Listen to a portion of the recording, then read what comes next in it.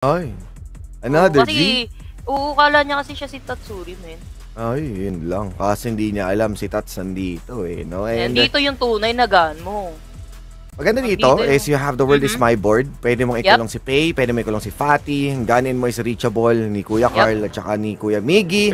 So, mas feeling confident din ako dito, no? Sa laban ng Boom. All forces, move out! Yep. Ng Boom Esports. And eto na tayo. First game between Boom Esports and second game out of the best of 3 series. Again, another sabunutan na naman sa may Ayan na, di ba? So medyo mas may sapak na sila ngayon. Compared kanina, sila yung pinag-gawin na 1-2-1-2. Ngayon naman, tayo naman magtutuwan-tuwan. Ay! 3-2-1, go shoot, ganun. Hey, yung pala yun. Oh, man, kailangan mong bilangan yan. It's all about timing din. Oh, alam mo, minsan kasi, napanood ko din yung unang laban ng Boom na against Genji. Minsan nawawala sila sa timing, out of position. Mukhang ngayon, nasa tamang position na sila. Tama ba talaga? Nasunutan dito sa may gilid. Kaso hindi pala tama yung position nila. Gusto nila yata pumama sa may kabila. Genji dito. Nabigyan na naman. Okay. I mean, pagkakuha ng Spectacle Beast, apat na yung nagro-rotate, di ba? Parang kuha na dapat nila sa picture na wala yung mga nasa mapa, wala pa si Yixing, si Kuya Tats para magsimula sila ng mga ganun. So medyo nabitawan agad yung supposedly early advantage na meron sila. At kung papansinin mo, Yasumel, back-to-back na 4 members yung pumupunta sa Boom sa habit nila na mag-invade sa blue side. I guess medyo lalo muna tayo sa invade na yan. Parang yung tayo kasi parang we have done it once eh. Huwag na tayo magpa-twice kaso nagpa-twice sila. Top lane! Twice. Aray ko po. At ito na nga pinag-i-slash ni Fatty. At sinusugal na lahat Fatty Pato. Ngayon ng Genji. And again, we are missing another member na hindi nila makuha yung tempo ng peaceful farming lang. After that falling behind ng 4-man na rotation na ginawa. Alam mo, Boom, ipanalo nyo tong second game. Panalo tayo sa trash talk niyan, dali. Ipapanalo natin sa trash talk yan. Pero looking at the replay, I'm not saying na out of position dito itong si Carl, but I guess, hindi ka naman kasi talaga dapat pwedeng pumbronta as a fade. And that's a Fatty that's already level 4. You really have to be kailangan mo i-watch out yung kanyang passive. Lalo na kapag ka-online yung kanyang mga skill dito. Skill-based ang isang Fatty, by the way. So, ang pinaka-advantage mo dun is kapag ka nagamit niya na lahat ng skill. Ayan, kaso nasa training si Kuya Carl. Saan siya tatakbo, hindi na siya pwedeng tumakbo sa kabila pag bumaba pa. Tignan natin to. Siya ng ibang game. Oh, world is my board. Ito rin sinabi natin eh, Yasumel na pwedeng makulong. Pero ito na, ang ganti ng api. Trastokin mo, Yasumel. Trastokin mo. Eto pa meron pa ay, hindi tumatama. Inuwa, ka wala naman pala eh. Wala. Oo, sige. Bibigyan, sige, atake mo pabalik mo sa nakaraan. Bigyan mo, sipain mo sa mukha. Kaso ngayon, mukhang kailangan muna nila bumuelo dahil di na sapat yung damage. And yun ang maganda sa ginawa ng Boom. Hindi sila nag-overcommit. Alam mo naman talaga siya si Tatsuri. Alam mo kapag ka natalo yung Genji dito, feeling ko strange yan remember. Joke lang. Joke lang. Pero ito, mukhang may nabigyan sa taas, Miggy. Okay. Kasi tinrush talk natin, okay. Oo nga eh, medyo nagising sila eh. Masyado pa daw maaga mga pre para uminit. Ay, gabi na pala, no? Pero yung game is 3 minutes, no? So medyo umaga pa. Iba kasi yung time zone dyan eh. Gabi dito sa Naspi eh, no? Pero yun na nga, di ba? Kumbaga, kailangan, antayin natin si the Filipino marksman Toshi. The savior of, the savior of Boom. It's either Tatsuri or pero Tyrant, inayaan lang yan ng Boom without any contest na ibigay para sa Genji yan. Still, for me uy, bumalik! Uy, Toshi!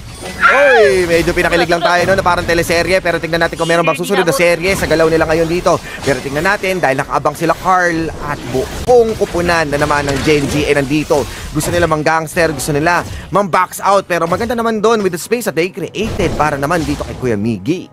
Literal na box yung binigay dito ni Tatsuri para makasurvive doon sa very greedy na galawan ng Genji. Pero yun nga, nakakakaba yung ginawa ni Kuya Toshi.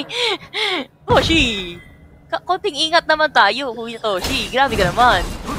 Masyado ka namang G na G. Although meron naman ng first item dito, si Toshi, pero to be able na maging palupalukan ng early, makasama ka sa teammate talaga, safer na meron kang second item na. Nagkaroon lang tayo ng ipalitan na tower for the top lane!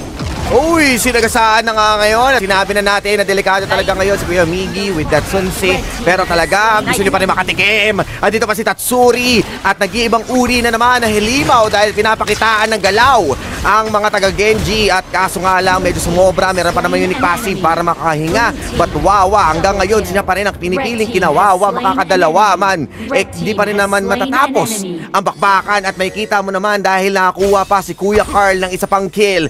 Nag-aabang ngayon sa tabi, mukhang gusto niya ng manghuli, kaso respeto muna. Respeto muna.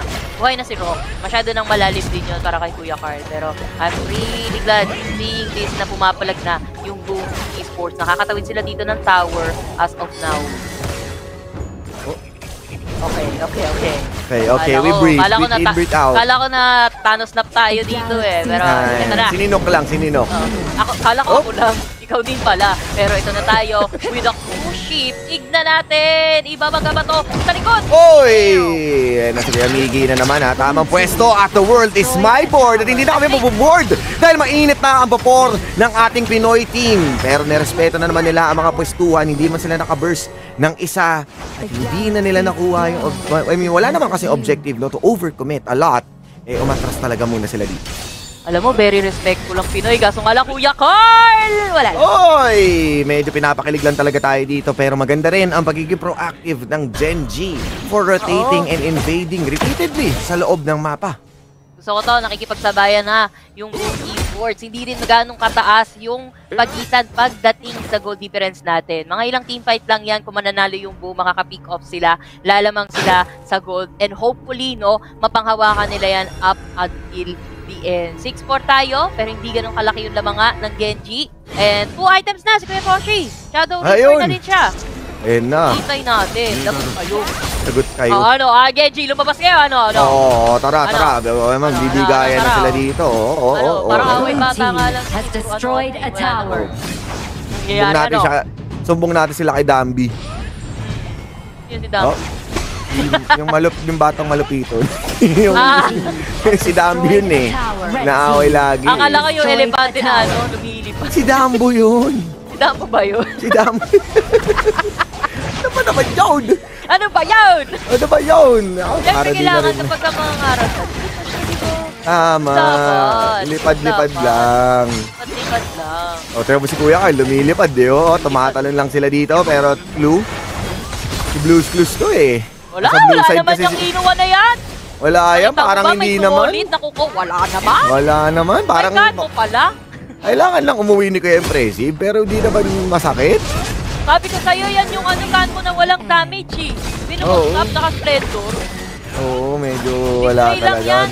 Oo, Matik. Gusto lang mag-flex ng jowa niya. Ayan na, the world is my board. Hindi inulong, ginawang harang, ginawang bloke. Sabi ni Foreman, Kuya Miggy, all to the back. Tatamaan ngayon si Clue. And they don't have a clue na medyo delikado nga ang pwesto ngayon nila dito. Pero nakikita naman natin na medyo nakakalamang pa rin dito ang Genji. Dahil wala na silang Tori at Kuya Carl sliding in and out. Kaso masyado pa rin beefy si The Rock.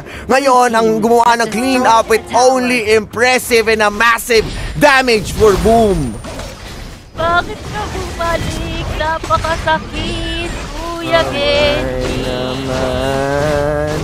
Aray, Goku. 10-6. They could have gone back sana after that kill. Let's say kay Clue. Kasi very low HP na nagamit na rin dito ng mga nilang mga skills. So, ang ganda sana ng pasok neto ni Miggy from behind. Pero masyado kasing malikot at madulas yung the rest of the member ng side ng Genji. Nakakuha na sila ng isa eh. Dapat diniretso nila din pabalik eh. Si Carl din nahuli. Ang hirap din sa kanya. Tumalon din siya. Yes, nakita niya si Ray dito. Pero din again, kailangan mo kasi ng reliable na mas makuna ulit sa'yo na pumasok.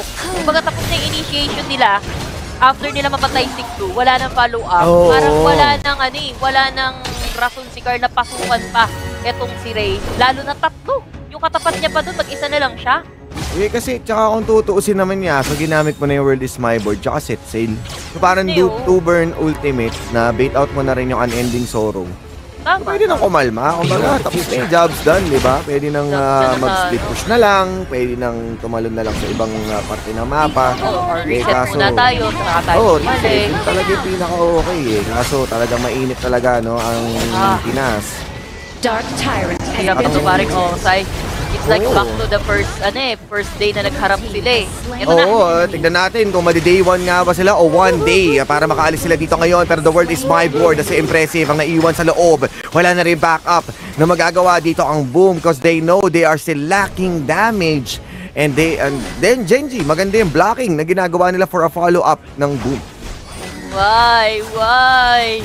Alam mo, sige magalit kayo sa sasabihin ko. Kasi asim moments yung ginagawa ng Boom eh.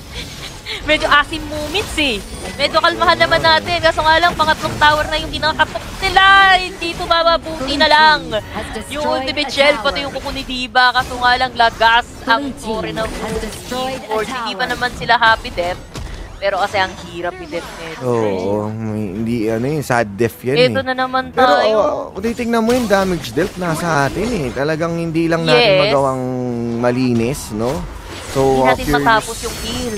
Oo, considering din kasi na meron kang Yuhuan, no? So yung contain mo doon, meron, I mean sustain, Ay. contain. Pero tignan natin ngayon, ang ending sorrow. Ito na ba ang ending na gusto natin para sa side ng Boom? Pero the world is my board, onto the side. Makita mo si Rock, and nagpa-pounce in and out para makahuli. And Wawa with the flash, unti-unti kinakawawa ang Naspi, and Binas with the last push ngayon. Even Kuya Carl using the Jade Mark, hindi ta rin makukuha pa. And this might be the death mark para tapusin ang Pinoy as Boom will go down in the hands of Genji. Nagmamarcha na at tutuluyan ng tapusin with a 2-0.